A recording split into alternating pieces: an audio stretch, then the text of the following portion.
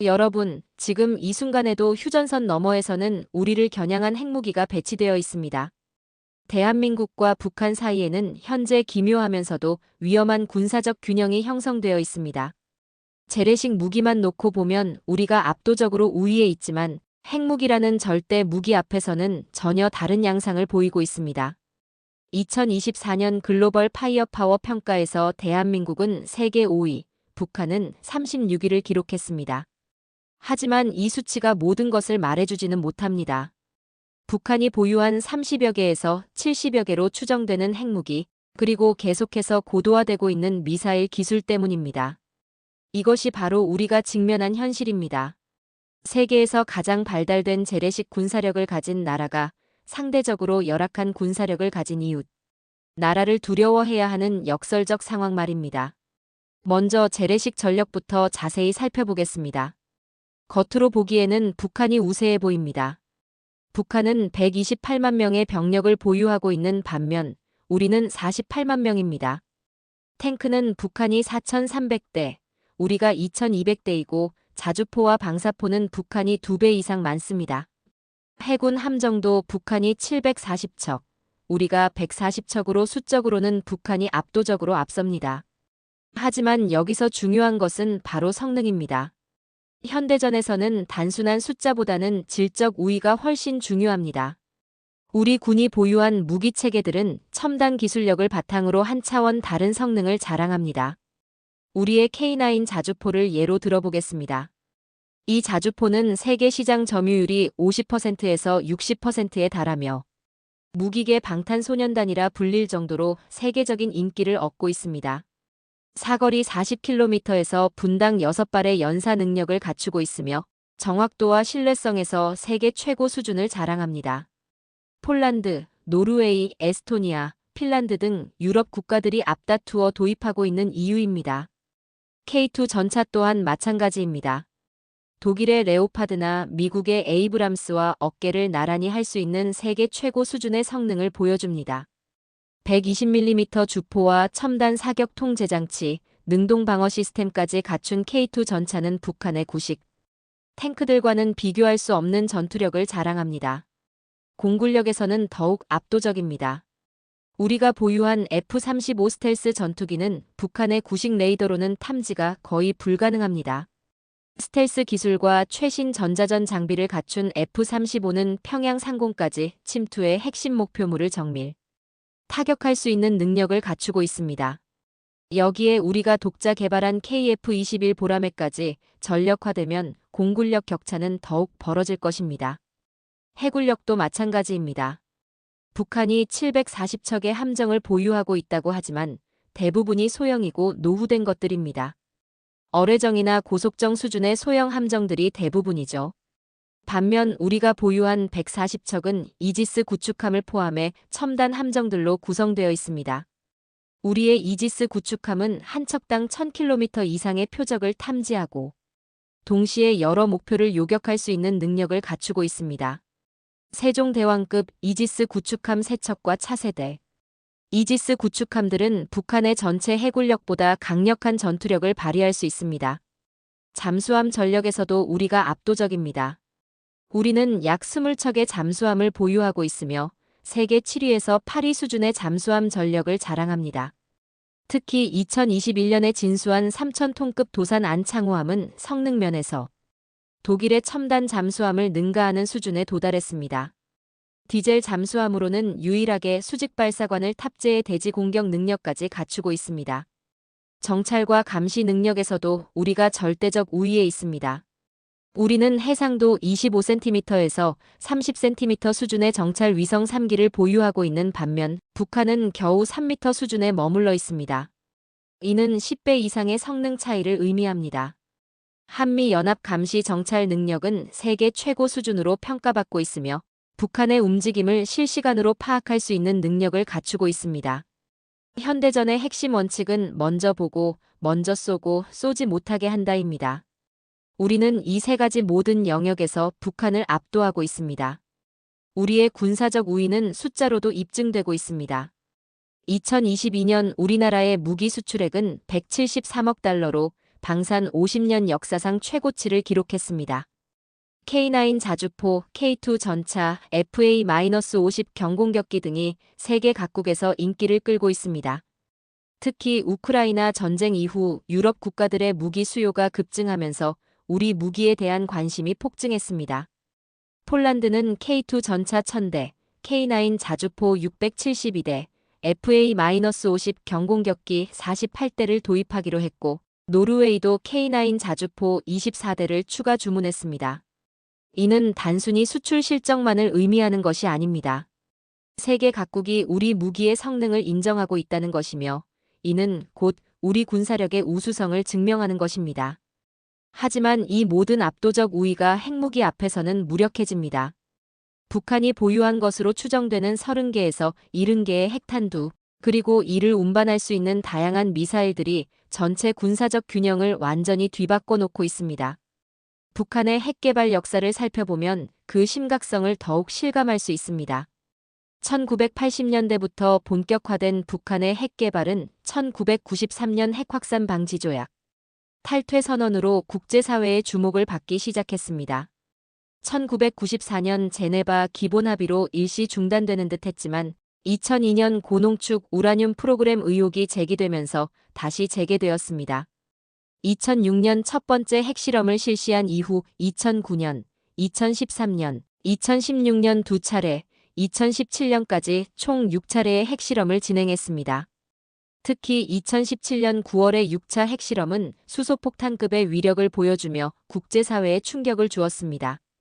2023년에는 화산-31이라는 이름의 전술핵 탄두를 공개하기도 했습니다.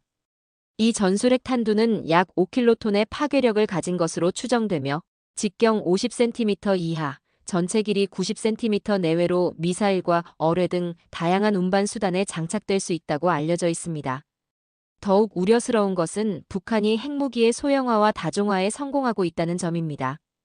화산-31이라는 명칭 자체가 3첫 번째 설계한 핵탄두임을 암시하며 이는 북한이 이미 다양한 형태의 핵탄두를 개발해왔음을 의미합니다. 북한의 미사일 능력도 급속도로 발전하고 있습니다. 단거리 탄도미사일인 KM-23, KM-24는 남한 전역을 타격할 수 있고 중거리 미사일인 화성-12형은 괌 등 미군 기지까지 도달할 수 있습니다. 대륙간탄 도미사일인 화성-15형과 17형은 미국 본토까지 타격할 수 있는 것으로 평가되고 있습니다. 2023년에는 고체 연료를 사용하는 화성-18형 대륙간탄 도미사일도 공개했습니다. 고체 연료 미사일은 액체 연료에 비해 발사 준비 시간이 훨씬 짧고 기동성이 뛰어나 선제 타격을 어렵게 만듭니다. 더욱 위험한 것은 북한이 잠수 한발 사탄 도미사일 능력까지 개발하고 있다는 점입니다. 2023년에는 김근옥영웅함이라는 새로운 잠수함을 공개하며 화성-11시옷형 잠수 한발 사탄도 미사일을 시험 발사했습니다. 이는 제2경 능력을 의미하며 핵 억제력을 더욱 강화하는 요소입니다. 미국과 한국의 민간 연구기관들은 충격적인 전망을 내놓았습니다. 북한이 2027년까지 최대 242개의 핵무기를 보유할 것이라는 분석입니다. 이는 현재보다 3배에서 4배 증가한 수치로 북한이 핵무기의 수적 우위를 활용해 제한적 또는 전면적 핵 사용 전략을 동시에 구사할 가능성을 의미합니다. 북한의 핵 위협에 맞서 우리가 구축하고 있는 것이 바로 한국형 삼축 체계입니다. 이는 킬체인 한국형 미사일 방어 체계, 그리고 대량 응징 보복으로 구성되어 있습니다. 과거에는 용어 자체가 공격적이라는 이유로 핵 WMD 위협 대응 체계, 전략 목표 타격, 압도적 대응으로 명칭을 바꾸기도 했지만 본질은 같습니다. 첫 번째 축인 킬체인은 북한이 핵미사일을 발사하려는 임박한 징후를 포착했을 때 선제적으로 타격하여 위협을 제거하는 시스템입니다. 이는 거부적 억제의 개념으로 상대방의 공격을 막아낼 수 있는 능력을 보여줌으로써 공격 자체를 포기하게 만드는 것입니다. 킬체인의 핵심은 현무 시리즈 미사일들입니다. 현무-2는 사거리 300km에서 500km, 현무-3은 1500km, 현무-4는 800km의 사거리를 가지고 있으며 벙커버스터 기능을 갖춰 지하 깊숙한 목표물까지 파괴할 수 있습니다. 2021년 미사일 지침이 해제되면서 사거리와 탄두, 중량의 제한이 완전히 없어져 더욱 강력한 타격 능력을 갖출 수 있게 되었습니다. 현재 개발 중인 현무-5는 사거리 3,000km 이상으로 중국 동부 연안까지 타격할 수 있는 능력을 갖출 예정입니다. 또한 잠수함 발사 탄도미사일도 개발하여 은밀한 타격 능력까지 확보하고 있습니다. 하지만 킬체인의 성공을 위해서는 정확한 정보 수집이 필수입니다. 425 위성 사업을 통해 2026년까지 5기의 정찰 위성을 확보할 예정이며 초소형 위성 체계도 개발하고 있습니다. 또한 미국과의 실시간 정보 공유를 통해 북한 전역에 대한 24시간 감시 체계를 구축하고 있습니다.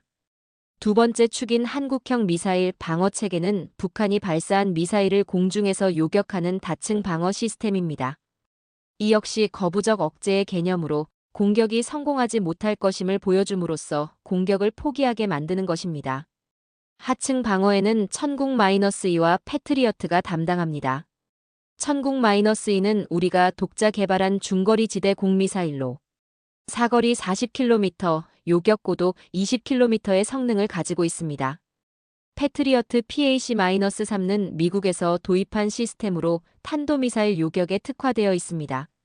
상층 방어에는 주한미군의 사드와 우리가 개발 중인 L-SAM이 담당합니다. 사드는 고도 40km에서 150km 구간의 미사일을 요격할 수 있으며 L-SAM은 2025년부터 실전 배치될 예정입니다. 해상에서는 이지스 구축함이 SM-3 요격 미사일을 사용해 탄도미사일을 요격할 수 있습니다. 우리의 차세대 이지스 구축함에는 더욱 성능이 향상된 요격 체계가 탑재될 예정입니다.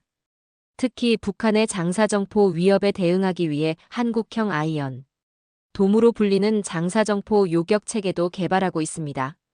이스라엘의 아이언 돔과 유사한 개념으로 다수의 포탄을 동시에 요격할 수 있는 능력을 갖출 예정입니다.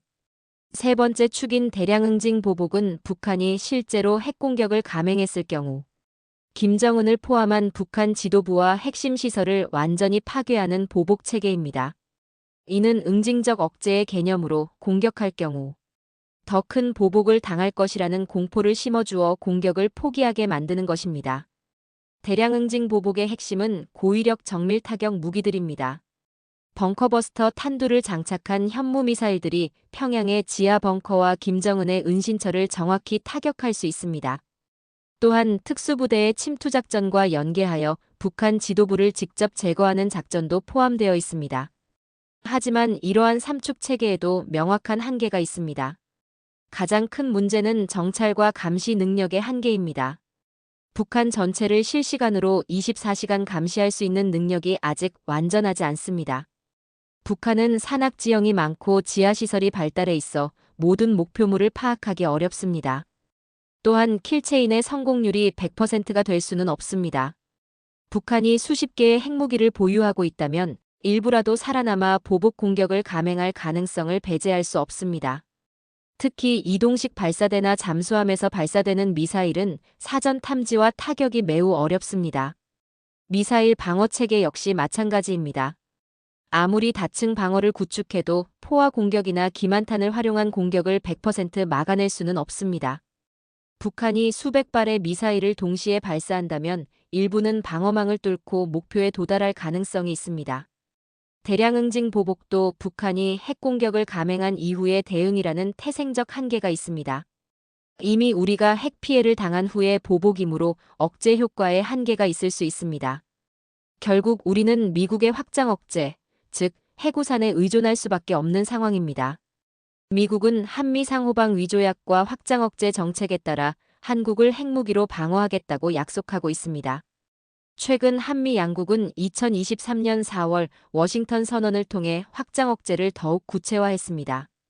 한미 핵협의 그룹을 신설하고 미국의 전략자산 전개를 정례화하며 한반도 핵전쟁 시나리오에 대한 공동 계획을 수립하기로 했습니다. 실제로 미국의 전략자산인 B-52, B-2 폭격기, 핵잠수함 등이 한반도에 순환 배치되고 있습니다. 2023년에는 핵추진 잠수함 미시간함이 부산항에 입항했고 B-52 전략 폭격기도 한반도 상공에서 훈련을 실시했습니다. 하지만 여기에는 근본적인 딜레마가 있습니다. 과연 미국이 서울을 위해 워싱턴을 위험에 빠뜨릴 것인가 하는 의문입니다. 북한이 미국 본토까지 타격할 수 있는 대륙간 탄도미사일을 보유하게 되면서 이러한 의문은 더욱 커지고 있습니다. 이는 확장 억제의 딜레마라고 불리는 고전적인 문제입니다. 동맹국을 보호하기 위해 자국이 핵 보복을 당할 위험을 감수할 것인가 하는 것이죠. 냉전 시대 미국이 서유럽을 보호하기 위해 소련과 핵전쟁을 벌일 것인가 하는 문제와 같습니다. 이러한 딜레마를 해결하기 위해 미국은 나토에 전술핵을 배치하고 핵 공유 체제를 운영했습니다.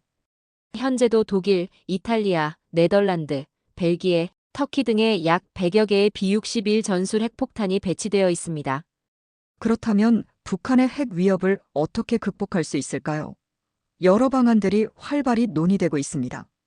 첫 번째는 전술핵 재배치입니다. 1991년까지 한반도에 배치되어 있던 미국의 전술핵을 다시 들여오자는 것입니다. 1958년부터 1991년까지 33년간 한반도에는 최대 950개의 핵탄두가 배치되어 있었습니다. 이는 해구산의 실효성을 강화하고 신속한 억지력을 제공할 수 있다는 장점이 있습니다. 미국 의회조사국은 현재 배치 가능한 무기로 B-61 계열 핵폭탄이 유일하다고 밝혔습니다. B-61-12는 위력을 조절할 수 있는 전술핵으로 0.3킬로톤에서 50킬로톤까지 위력을 조정할 수 있어 부수적 피해를 최소화하면서도 강력한 억제 효과를 낼 수 있습니다. 하지만 전술핵 재배치에는 여러 문제점도 있습니다. 북한의 반발과 중국의 견제가 예상되며 한반도 긴장고조라는 부작용도 있습니다. 또한 위치가 특정되어 북한의 공격에 쉽게 노출될 수 있고 핵무기를 안정적으로 관리하는 데 어려움을 겪을 수 있습니다. 두 번째는 나토식 핵공유입니다. 평시에는 미군이 핵무기를 보관하지만 위기 시에는 한국의 조종사나 함정이 이를 운용하는 방식입니다. 독일과 이탈리아 등이 1960년대부터 이러한 체제를 운영하고 있습니다. 핵공유 체제에서는 평시에 한국 조종사들이 핵무기 운용 훈련을 받고 미국과 한국이 공동으로 핵작전 계획을 수립합니다. 위기 시에는 미국 대통령의 승인 하에 한국군이 직접 핵무기를 운용할 수 있습니다. 이는 핵 확산 방지 조약 위반을 최소화하면서도 실질적인 억제력을 제공할 수 있다는 장점이 있습니다. 세 번째는 한미 공동 핵운용 체계 강화입니다. 한미연합사의 핵작전 계획을 수립하고 한반도 내 핵무기 보관 시설을 준비하며 필요에 따라 언제든 핵무기를 배치할 수 있도록 하는 것입니다. 이는 워싱턴 선언의 연장선에서 한미 핵협의 그룹의 역할을 더욱 강화하는 방안입니다. 네 번째는 우리의 재래식 정밀 타격 능력을 극대화하는 것입니다. 북한의 핵발사 징후를 포착하는 즉시 킬체인으로 선제 타격하여 핵 사용을 원천 봉쇄하는 것입니다. 이를 위해서는 정찰 위성과 무인기를 대폭 증강하고 인공지능을 활용한 실시간 분석 체계를 구축해야 합니다. 하지만 100% 선제 탐지가 불가능하다는 한계가 있습니다. 다섯 번째는 미사일 방어 체계를 더욱 강화하는 것입니다. L-SAM, 천국-2, 패트리어트, 사드를 결합한 다층 방어 체계를 통해 북한의 핵 공격을 무력화하는 것입니다. 특히 레이저 무기나 전자기펄스 무기 같은 차세대 방어 무기도 개발하고 있습니다. 하지만 핵탄두 요격 성공률이 완벽하지 않다는 문제가 있습니다. 여섯 번째는 미국의 전략자산 전개를 더욱 강화하는 것입니다. 핵 추진 항공모함, 핵잠수함, 전략 폭격기 등을 한반도 주변에 상시 배치하여 억제력을 높이는 것입니다. 2019년 미 국방부는 핵무기 탑재가 가능한 해상, 순항미사일 도입을 한반도 전술핵 재배치의 대안으로 강력히 추진한다고 밝히기도 했습니다. 극단적인 선택지로는 자체 핵무장이 있습니다. 우리나라는 충분한 기술력을 보유하고 있습니다. 세계 최고 수준의 원자력 기술과 우주발사체 기술, 그리고 핵연료 주기 기술까지 갖추고 있어 단기간에 핵무기를 개발할 수 있는 능력이 있다는 것이 전문가들의 일반적인 평가입니다. 실제로 1970년대 박정희 정부 시절에는 비밀리에 핵무기 개발을 추진한 적이 있었습니다. 하지만 미국의 강력한 압박으로 중단되었고 이후 핵 확산 방지 조약에 가입하면서 평화적 핵 이용에만 전념해왔습니다. 일부에서는 이라크, 리비아, 우크라이나처럼 핵을 포기한 국가들이 겪은 참혹한 결과를 들며 핵무장의 필요성을 주장하기도 합니다. 특히 우크라이나는 1994년 부다페스트 각서를 통해 핵무기를 포기하는 대신 안전보장을 약속받았지만 2014년 크림반도 병합과 2022년 러시아의 전면 침공을 막지 못했습니다. 하지만 자체 핵무장에는 엄청난 대가가 따릅니다. 핵 확산 방지 조약 탈퇴 시 국제 제재와 외교적 고립이 불가피하며 경제적 타격도 막대할 것으로 예상됩니다. 우리 경제는 수출에 크게 의존하고 있는데 국제 제재로 인해 치명적인 타격을 받을 수 있습니다. 또한 중국과 러시아의 강력한 반발도 예상됩니다. 동북아시아 핵 도미노 현상으로 일본과 대만까지 핵무장에 나설 가능성도 있어 지역 전체가 불안정해질 수 있습니다. 북한이 핵무기를 개발하는 진정한 의도는 무엇일까요? 북한은 체제 생존을 위한 최후의 보루로 핵무기를 인식하고 있는 것으로 보입니다.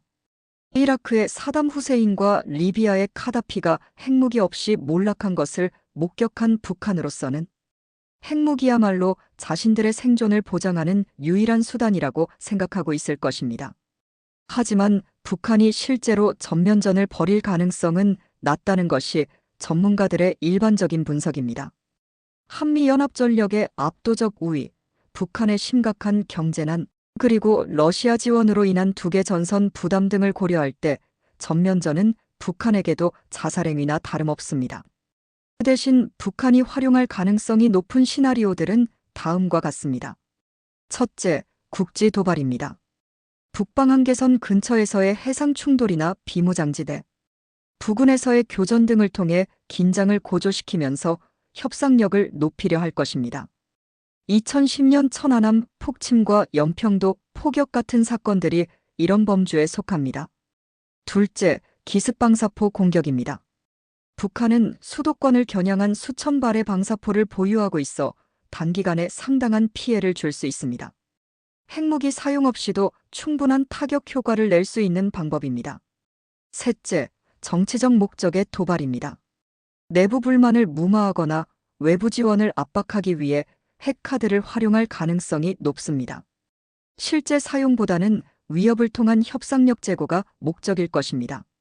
넷째, 극단적 상황에서의 핵 사용입니다. 김정은의 건강 악화나 체제 붕괴 위기 시 최후의 수단으로 핵무기를 사용할 가능성을 배제할 수 없습니다. 이는 가장 위험한 시나리오입니다. 북한의 핵 위협을 극복하기 위해서는 단일한 해결책이 아닌 통합적 접근이 필요합니다. 군사적, 외교적, 경제적 수단을 종합적으로 활용해야 합니다. 단기적으로는 미국의 핵우산을 더욱 구체화하고 실효성 있게 만드는 것이 중요합니다. 한미연합 핵훈련을 정례화하고 핵협의 기구를 강화하며 미국의 전략자산 전개를 예측 가능하게 만들어야 합니다. 워싱턴 선언의 이행을 통해 한미 핵협의 그룹의 역할을 더욱 강화하고 실질적인 핵 공동계획을 수립해야 합니다. 중기적으로는 우리의 독자적 대응 능력을 대폭 강화해야 합니다. 425 위성 사업을 통해 2026년까지 5기의 정찰 위성을 확보하고 추가로 더 많은 정찰 위성을 확보해야 합니다. 인공지능과 빅데이터를 활용한 실시간 분석 능력을 갖춰 북한의 모든 움직임을 24시간 감시할 수 있는 체계를 구축해야 합니다.